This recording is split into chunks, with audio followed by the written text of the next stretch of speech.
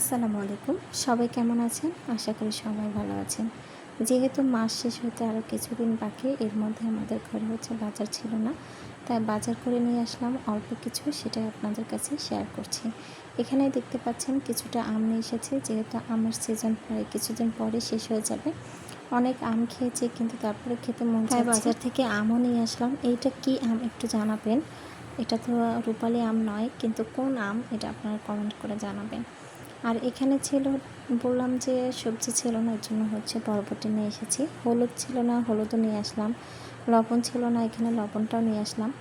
আর এখানে যেহেতু আরও কিছুদিন বাকি ছিল মাসের, এর জন্য কিছু সবজি না হলে তো হয় না, বারবার তো বাজারেও যাওয়া সম্ভব নয়। আর বাজারটা যেহেতু আমাদের বাড়ি থেকে অনেকটা দূরে, এজন্য এখানে বরবটি, করলা, ঢেঁড়স। আর এই ঢেঁড়সটা কিন্তু খুবই কুচি, রান্না করলে অনেক মজা লাগবে। ভাজি করো বা রান্না করি, অনেকটা মজা লাগবে। আর এখানে কিন্তু তেলও ছিল না, এর জন্য তেলও নিয়ে এসেছি। আলু ছিল না, আলু নিয়ে এসলাম। তারপরে চিনি। আর সবথেকে বড় কথা আমাদের ঘরে চাউলও ছিল না। এখানে 5 কেজি চাউল নিয়ে আসলাম। এই আজকের বাজার। যেহেতু মাস শেষ হতে কিছুদিন বাকি, তাই এই টুকিটাকি বাজার নিয়ে এসেছি। তারপরেও কিন্তু এখানে বাজারটার যে অবস্থা, শুধু টুকিটাকি যাই নিয়ে আসি না কেন, অনেক অ্যামাউন্ট হয়ে যায়।